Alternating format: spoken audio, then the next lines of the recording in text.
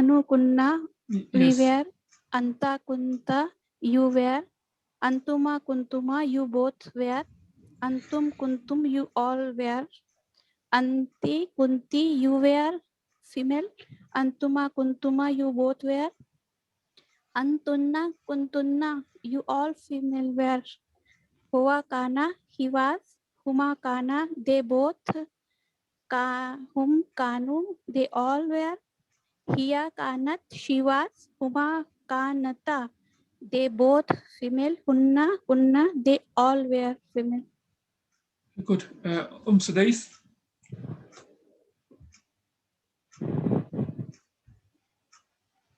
Yes, sir. Can you read those as well? Yeah, I can, but can I change the order? Like I can say the third person first for male and female like that? Can No, I've mentioned clearly that you have to memorize in this order so we don't get confused. I guess I mentioned it clear 2 weeks ago. Yeah, okay.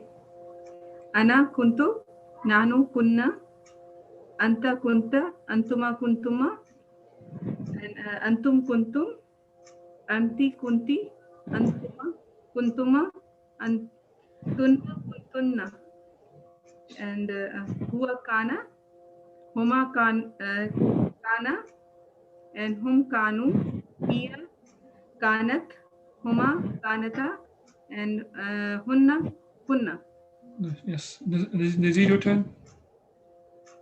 Ana kuntu, nanu kunna, anta kunta, antuma kuntuma, antum kuntum, anti kunti, antuma kuntuma, antunna kuntunna, huwa kana kana, huma kana, hum kanu, hiya kanat, huma kanata, hunna kunna. Burhan, your turn. Yeah. Anta ana kunnu. Sorry, kuntu. Ana kuntu. Nahnu anta kunta. Kuntuma. Antum kuntum. Anti kunti. Antuma kuntuma. Antunna kuntunna. Huwa kana. Huma kana. Hum kanu. Hiya kanat. Huma kanata. Hum kanu. Sorry, kunna. Unna kunna, yes. Okay. Well, that's fine then. Okay. Today we're gonna do the imperfect in Arabic. Does anybody know what does imperfect mean? Incomplete sentence. What do you mean? This action that is incomplete. Okay. So incomplete action. So which is what we know in English? Which is present and future. Yes. So that's what we're doing today. So we've done past tense, we've done perfect. Now we're doing imperfect. Like Nazir said, imperfect is when the action is continuing. So it can refer to past. It could refer to present or future. Present or future. And we can learn how to distinguish between these two. We can learn how we know it's past, and we can learn how we know it's present or whether it's future. So that would come up. So first thing is here he will give you that scale which you guys need to memorize for next lesson, similar to what we done today. And basically, I would write this down separately, I think. So the way it works is when we done the perfect, the past, we done suffixes. So the words were normally added at the end to change the meaning. And now in imperfect, it's not it's not suffixes, it's prefixes generally. So let's do this. So for example, start with ana aktubu. So what are the root letters here? Kataba. Yes. So here, the alif, you're adding alif, right? Aktubu. And don't forget, we know it's not, the vowels are not same as past tense. This is now what we call imperfect, present, or future, unactable. And we need to memorize this basically. نحن نكتب. نكتب.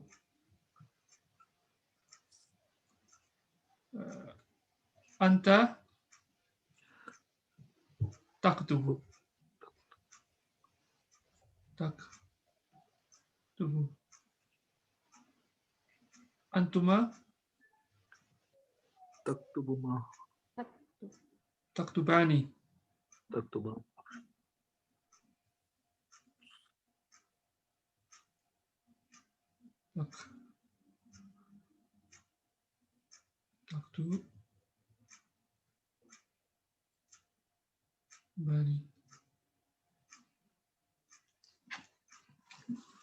أنتم تكتبون.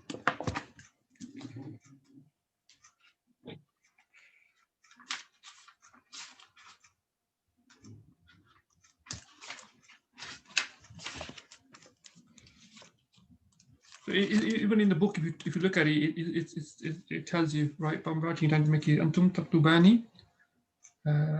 أنتم تكتبون.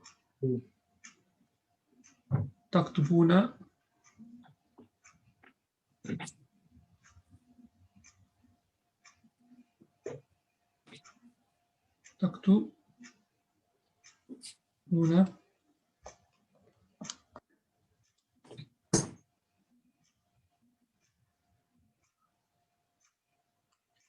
Okay, then it's anti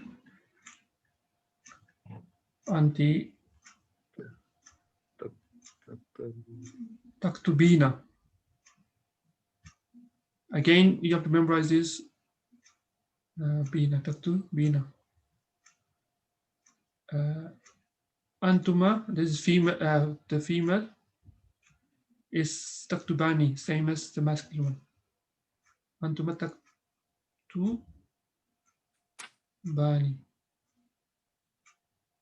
And then is antunna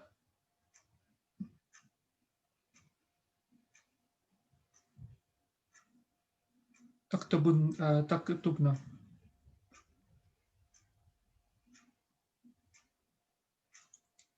Antunna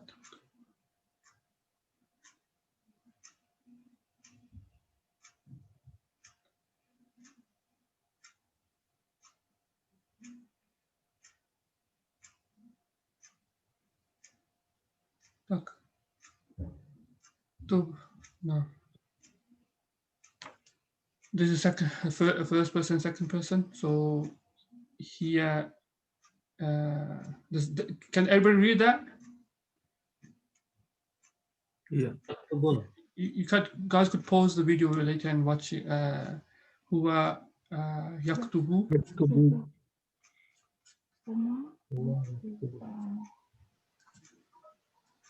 Huma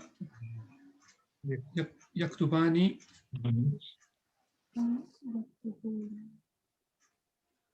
Hum yaktubuna.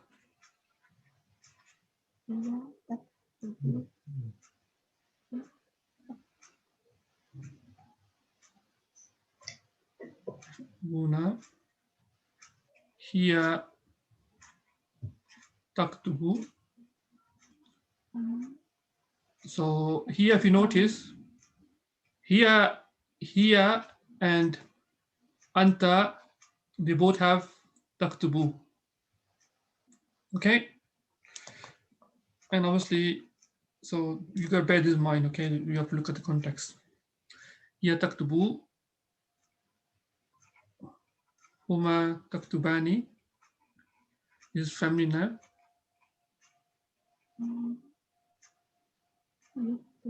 Taktubani. And hunna yaktubna.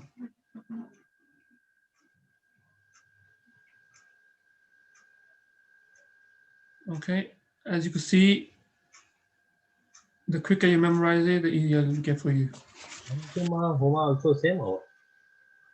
Sorry? Antuma and Huma. Antuma is taktubani. Yes. Oh no. Yes, it is. Yeah.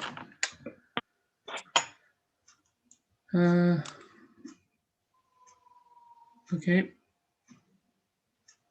They both are same. Yes. So if you look at it, taktubani is both for masculine antuma, feminine antuma, and then also for feminine. This is feminine, right? Because masculine is yaktubani, feminine huma. Okay. So again, if I read, أنا أكتب, نحن نكتب, أنت تكتب, أنتما تكتبان, أنتم تكتبون, أنت تكتبين, أنتما تكتبان, أنتن تكتبن. هو يكتب, هما يكتبان, هم تكتبون, sorry, هم يكتبون. I think I did mention it correctly. هم يكتبون, هي تكتب, هما تكتبان, هن يكتبن, هن يكتبن. Okay. Any questions? So what would you mean? You mean I am writing or I will write, depending on the what we're going to cover later to find out how we tell. نحن mean نكتب means we are writing or we will write, and so forth. Does that make sense? Yeah. We are writing and we will write. Both will be naktubu. Sorry? We are writing and we will write. Both will be same naktubu. Yes. But I will tell you how to make it future. I heard that they will add sanaktubu, the word sa, something to make it future. Yes. Coming up, yes. Okay, I'm going to clear that. You guys have to memorize this, or do you, when you pause the video, or if you, it's in the book as well, but it's written in different order. So again, you guys are going to read next week. So as with past tense, where we had, for example, we had, let's have a look. So in past tense, we had some words which were, where is it gone? So in past tense, we had some words which had mana, for example, had fatha. Then we had words which had kasra, like hasiba. And then we had verbs which have dhamma, right, in past tense. Okay. In Arabic, in the future tense, now we just done yaktubu. The second radical had dhamma, right? But we also have verbs which the second radical has fatha, shiyamna'u, for example. Obviously, this I'm writing third person. So he was prevented. He will be he's preventing. He's prevented, or he is preventing, right? Yamna'u. Or hasiba, to consider. So okay, sorry, yaksabu. Or for example, there's another one is what we done now, kata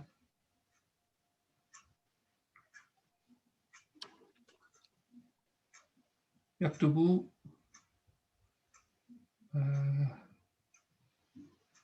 yadribu. What I'm trying to show you here is these verbs, right? If you look at this, the first one has fatha and the second radical, which is noon, right? And the second one on the second radical has dhamma, right? And here he has second radical has kasra, right? And if you, I'm writing this is not in the book basically, but what I'm trying to tell you is, I don't know if maybe get too complicated for you guys to be honest. Hasiba, yeah. Yeah, Sibu, I think, yeah, Hasaba, yeah, Hasiba, yeah, Sibu.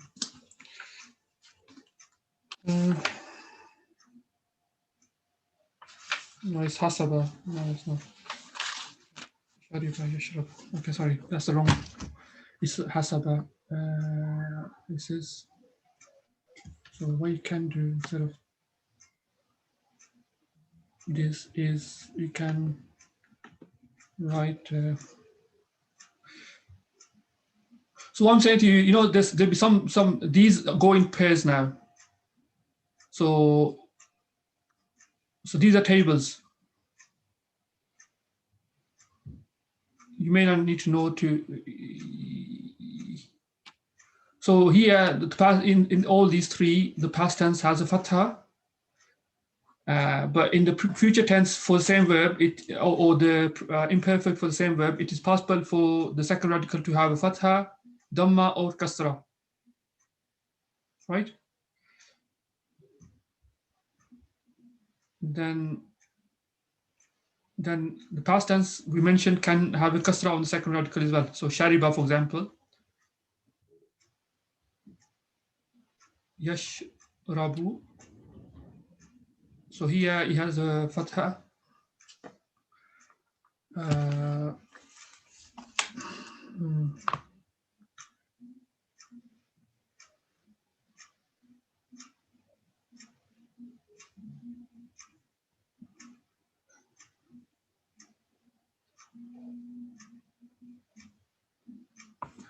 Okay, yeah, I was right, Hasiba. But yeah, that's fine. And then Hasiba, here he still has kasra. So we done the fatha once. So here again has kasra. Yeah, sibu.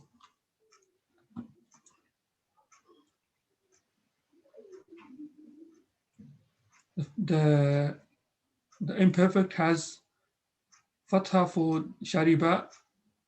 For hasiba, it has kasra. And there's no hasiba. There's no so if the past tense has a kasra in the second radical, we only have two possibilities. We have a possibility that the imperfect will either have a fatha on the second radical or would have a kasra. You can't have a verb we can't have the past having kasra on the second radical, and we can't have for that verb we can't have a perfect imperfect having a dhamma on the second radical. And the final is karuma yakrum. I think I may have just made it too complicated for you guys. Karuma. There's only one possibility. If the past has a dhamma, second radical, then the only possibility is that the future one or the imperfect will only have dhamma on the second radical. There's no other possibility. Any questions? So these occurs. These you use a dictionary to know. So which one is? So when you look at the dictionary, or even when we do this now, when we look at the vocabulary, you will see that it will give you the past tense, and then in brackets it will tell you what the imperfect will be. So again, so if past tense has there's three scales when the past tense has a fatha on the second radical. We could either for imperfect have fatha on the second radical, we could have a dhamma on the second radical, or we have kasra on the third radical. And what if he has kasra? If the perfect has kasra on the second radical, the past, then we have two possibilities. We could either have a fatha in the imperfect on second radical, or we could have a kasra. We can't have dhamma. And if it's Dhamma on the second radical in the past, then there's only one possibility, and the possibility is that the future, the imperfect must also have Dhamma on the second radical. And one key characteristic of this is that this form is known as lazim. It means it's intransitive. Does anybody know what that means?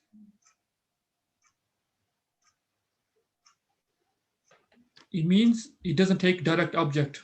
The sentence will be complete without direct object. For example, karuma means to be noble.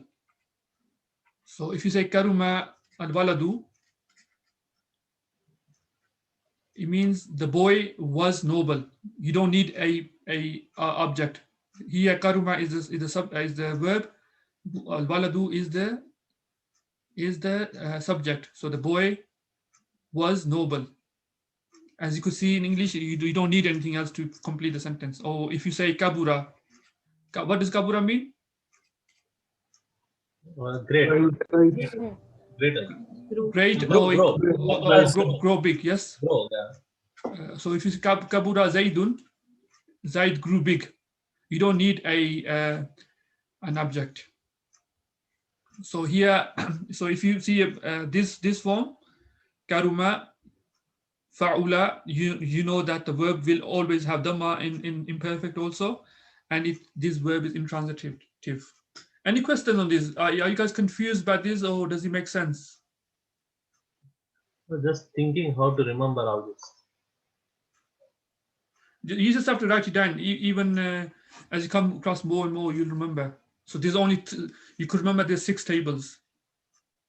In the simple form, this is called simple form. In verb, there's 6 possibilities. Of 6 possibilities are perfect, the past tense, and imperfect combination. There's no other possibilities. So there's, Sir, yes. so I'll just try to tell you what I understood. If there is a fatha in past tense, there are 3 possibilities: fatha, dhamma, or kasra. Yes. And if there is kasra, there are only 2 possibilities: either Yes. fatha or kasra. There's no Yes. possibility of dhamma. Yes. And if it is dhamma, it can be only dhamma. Yes. Okay, sir. And also these are fixed. So mana'a, it could the yamna'u, that's a fixed for yamna'u. But one just doesn't make sense. We can't put yamnu'u, for example. This is always yamna'u. But what I'm just saying is that there are other verbs which have fatha on the second radical in the past, which will have all these variations. So it's either going to be on this scale, yamna'u, or it's either going to be on this scale, yaktubu, or it's either going to be on this scale, yadribu. Okay. So, like, okay, let's have a look. Well, let's share the book. I'm looking at this. Okay, so we done this. So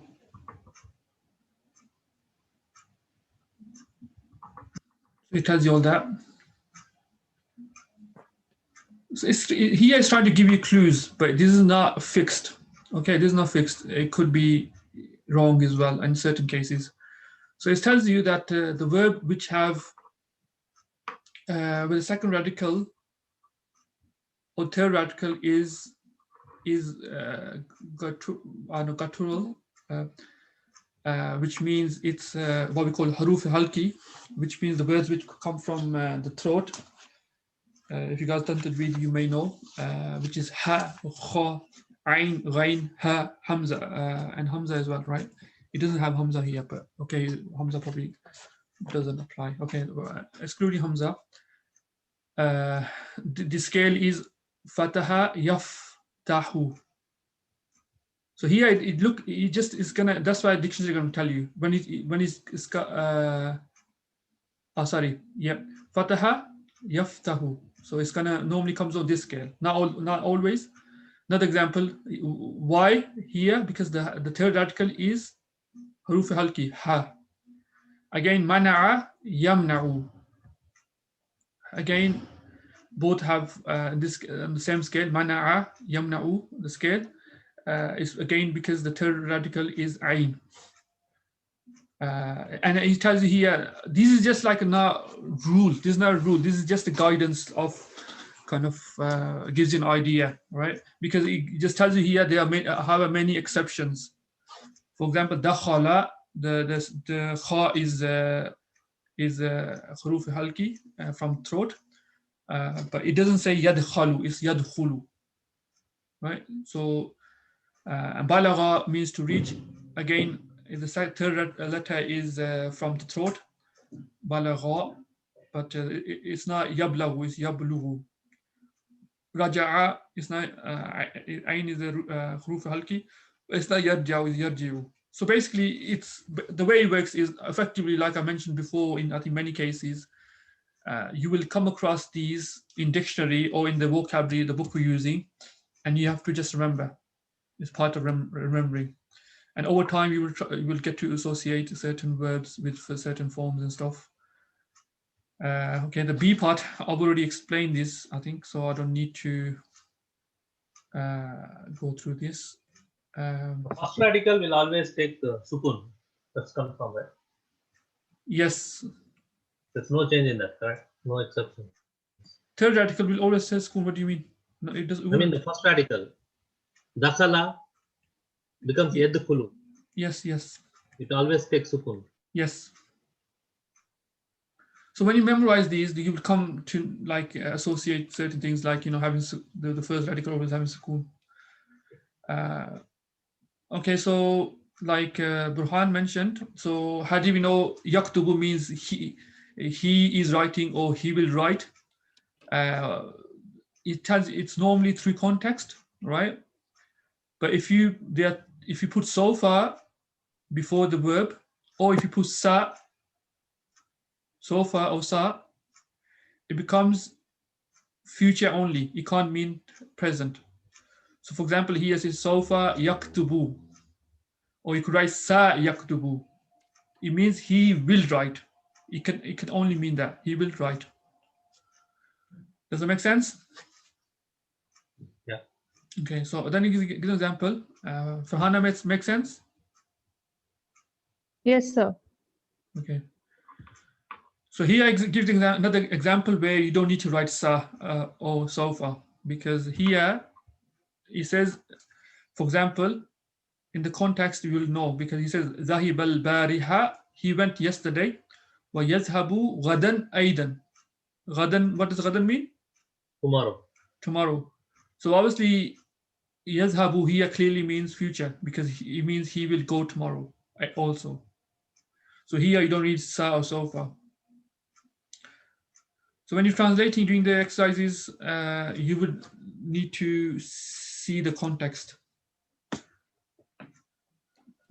But if you're writing in Arabic, if you put sa or sofa, it will make it future.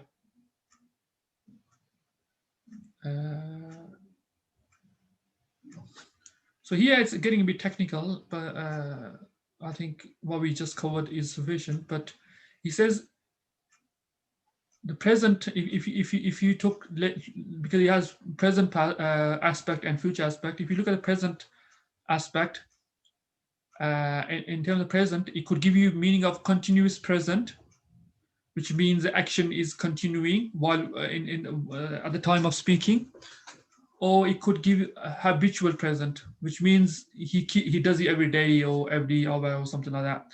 So for example, the continuous present example is يذهب الآن. He is going now. Right? So he is going now. So the action is taking place when you're speaking, is continuing. Or habitual, which means like every day or like every so often, is a يذهب كل يوم. He goes every day. So he's not going now, but he goes every day. So it's like a habit.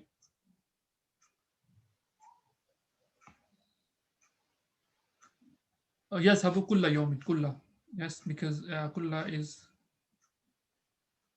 the object. Does that make sense?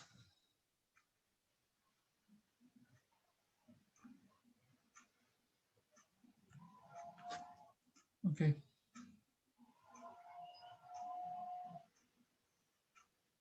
If you guys don't speak, I'm not sure if you understood or not.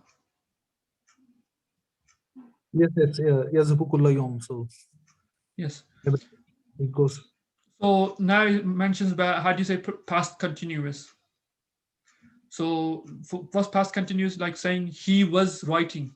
He was writing. He was writing. Not he wrote. He wrote is just pure past, perfect.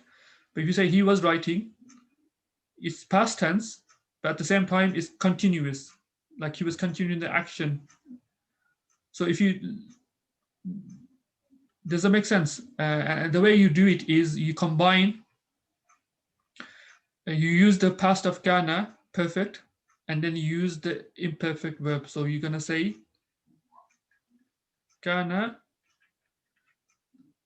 yaktubu. He was writing. Or he used to write, which is habitual. But why yaktubu here? Kullu is for habitual. Excuse me. No, Every kullu means is kulla yawmin means every day. It doesn't mean it's for habitual. habitual. No, it's not to do with habitual. It means All. all or every. What's your question, Nazir? So my question is, we started learning we have to use this prefix only for present and future, but here is past tense. Still, it will have this ya prefix. So yes, so we done.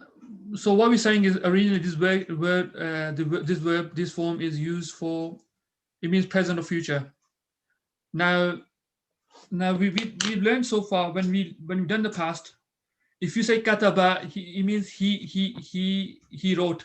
He wrote, yeah. Yes, if you write kataba, it means he had wrote. No, but if you want to say he was writing, how do you say that? So because there's no way of saying it, then we have to combine the past and the future, and the perfect and imperfect. Okay.